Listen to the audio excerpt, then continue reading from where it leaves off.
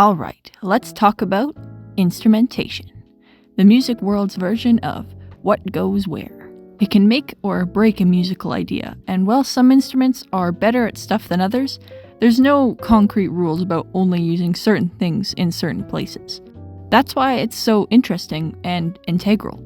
Instruments are the voices of instrumental music, so it's almost like having different accents or something speaking the same message. I like to think of it as the classic show, don't tell. The lyrics in a song tell us what the song is about, whereas instrumentals show us what the song's story is. You know what I mean? So, in this video, I wanted to break down how I use different families of instruments in my orchestral music to help you convey the meaning in your music. I'll be referring to the traditional categories of a classic orchestra, since that's what I like, but you could easily apply these philosophies to any groups of sounds you like. So let's get into it. If you're unfamiliar, the families of instruments in an orchestra refer to the strings, the brass, the woodwinds, and the percussion. Each of these families provide their own timbre and character to a song, and each have their own ranges and specialties, which is what I want to go into in this video. I always view it kind of like a choose-your-own-adventure type game. So, to kick things off, I want to talk about piano and strings. You may be thinking, bruh, why are you putting those two together? They seem like two totally separate entities. And yeah, just look at them. I don't blame you for thinking that at all.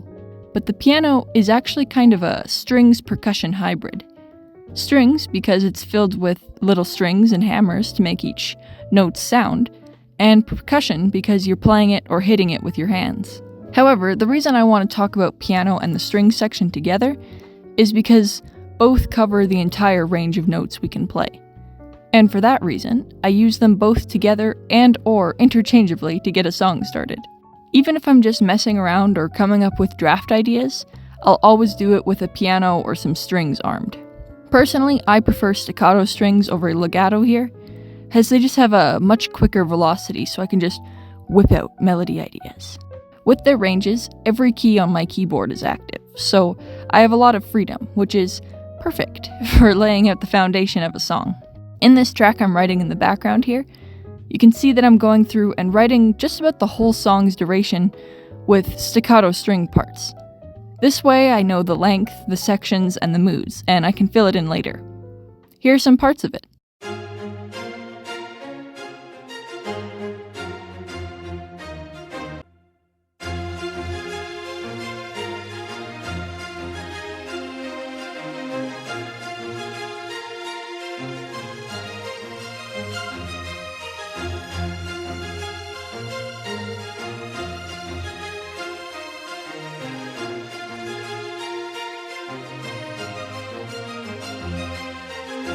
Not only that, but strings and piano are just universally liked instruments, as well as being some of the most common in many genres and soundtracks.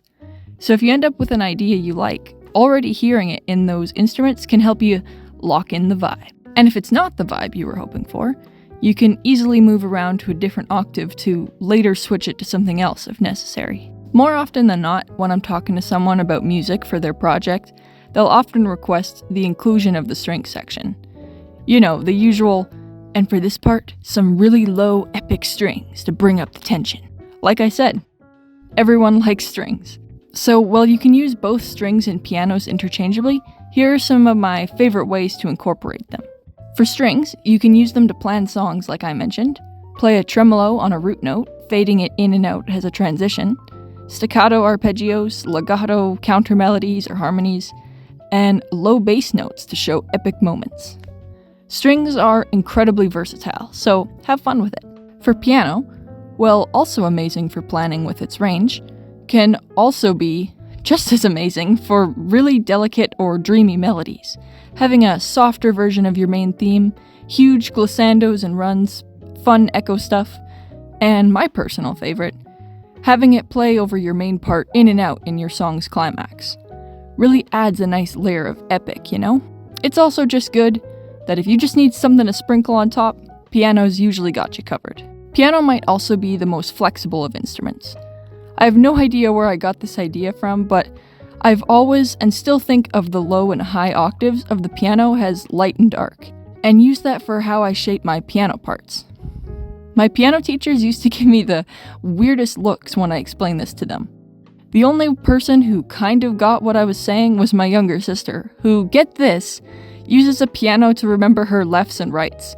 And she's not even a musician. Like, damn, I wish I could do that, but I'm already subconsciously hardwired to remember my left and right from an intersection in my childhood hometown. Anyway, let's move on to the brass, which is also such a fun instrument family to work with. Brass instruments are defined as instruments that you play by buzzing your lips into a tubular resonator.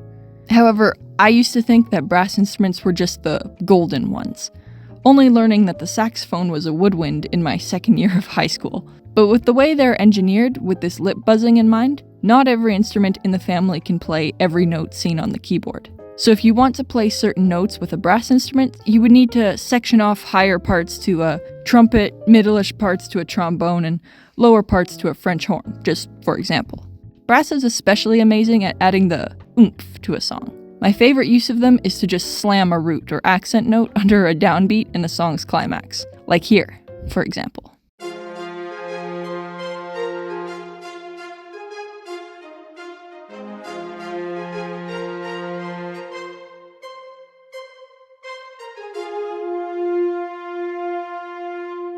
Brass can super easily be really intense and epic for film, or hella funky for big band jazz.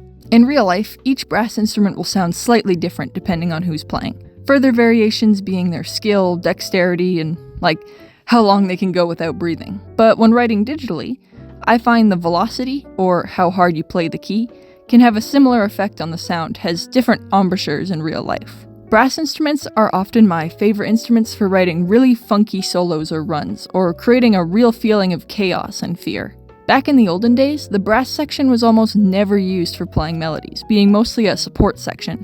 It wasn't until our boy good old Beethoven did it, and introduced it as this way of stating power in a musical idea. Which it totally does, and it sounds awesome.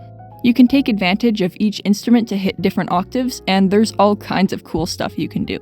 Some cool ideas could be playing accents on your melodies, legato counter melodies or harmonies, legato rises right before a climax, or funky staccato solos, and best of all, anything for a badass evil theme. I also really think playing a melody with brass, then repeating it right after in strings is a really neat evolution, and a cool way to keep your ideas from getting stale. Next up is the woodwinds. The family characterized by blowing into them or a reed to produce their sound. For the most part, the winds are going to cover the higher ranges of notes, with a couple exceptions. I find the winds particularly effective for really soothing or dainty melodies, especially stuff like love themes. But I also find myself using them quite a bit when writing more ethnic or oriental music. And of course, jazz, in the case of saxophone, which are wind instruments, don't forget. However, I'm finding the winds are a little less prominent in many film scores nowadays. Most composers and scenes calling for more mood setters, ambience, and blahs. Let me think. The last time I heard some more obvious winds in a movie was, I think, the last film my boy John Williams did, what was it? Ha! Oh my god. Pardon me, I was just having this terrible dream where they made a 5th Indiana Jones movie. Anyway, since woodwinds are a little more rare or subtle from what I've seen lately, I've made sure to write them a groovy little part in my song here.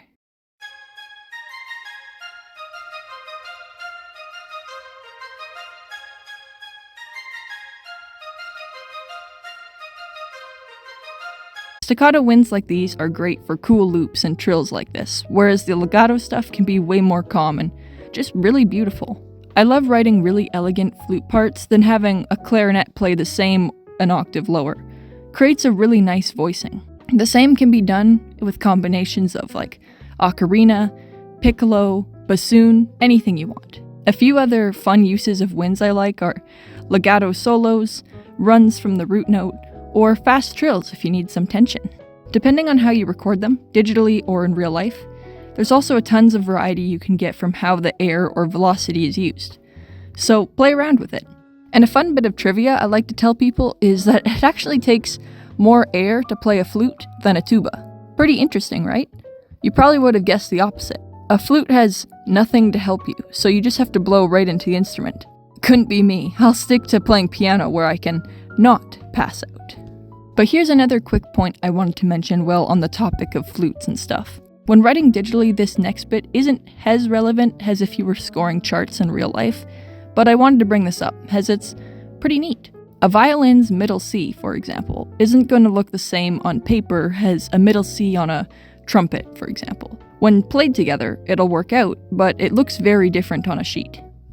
However, some instruments like flute, violin, and any mallet percussion are all read the same as each other and the piano. This means that if you're ever in doubt of what to write with these, you can copy and paste a part from one of your other instruments and it'll sound great. I do this all the time with my wind parts. Doubling has another voicing for my string parts. Just something cool to think about. But moving on is all the fun stuff in the percussion section. This is going to be your drums, mallets, triangles, shakers, and any other little things you like. This was also my domain in high school concert and jazz band. In my senior year, I was the only drummer left, so I would sit at the drum kit and just surround myself in everything we had, spinning about whenever I needed to hit something, all while trying to play the beat throughout. So all the regular guys would just be sitting in front of me with their, single instruments and stands and whatever, and I would just be this insane final boss in the back, armed and like a tank of drums. But while I'm sure every drummer wants to rock out on the kit, my favorite drums to play were always the timpanis. Timpanis are amazing for making a piece sound extra evil and epic. And I like to have them rock out on root notes and perfect fifths, or have them play a modified version of a low string part. Sometimes I'll get excited and write really wild parts, but I try my best to stick to 4 or less pitches at a time, as that's what's most common for a concert setup. Even though I write all this music digitally, I always like to make sure that all my parts are possible to play in real life. I don't know, I just like it that way. Other fun percussion things are mallets like tubular bells, vibrophones, xylophones, and glockenspiel, marimba, all that. Each of these are made from different metals and woods, which can give some really interesting sounds to your music. Just as I touched on before, these can all be transcribed like piano, so depending on what sounds you like, you can use these all interchangeably. Though I wouldn't recommend playing a bunch of fast notes in succession on tubular bells, as you want those notes to ring out and be epic. I personally love mallet percussion for showing delicate emotions in music, or having something of a dream sequence or memory, sometimes doubling with the piano part if I have one. I like to copy and paste these parts, but bring them up an octave. Sounds really nice.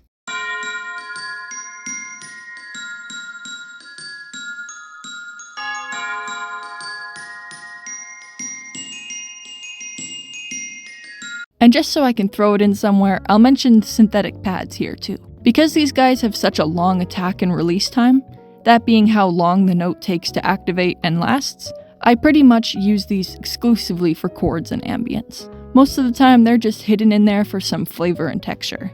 If you're in the mood to use a bunch of pads, I find them most useful in that ambient, spacey music or creating fear in horror music. Okay, so I've gone over all the instrument families now and shown you some parts.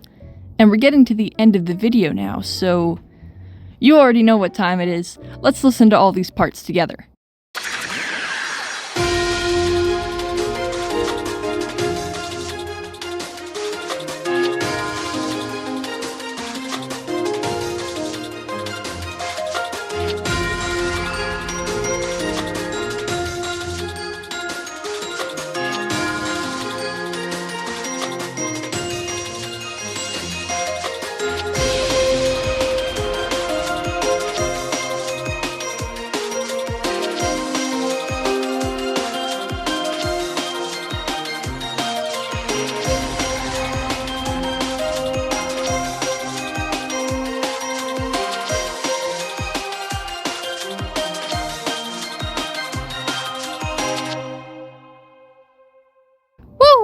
There we go, epic! So that's what I think about when I'm deciding what instruments to use in my music. Well, you can do whatever you like with your own parts, and there is really no wrong answer. I hope this stuff could maybe give you some insight or ideas. This video was especially fun for me to make because I love geeking out over the classic stuff in orchestral music. And with that, Thank you guys so much for watching, and cheers!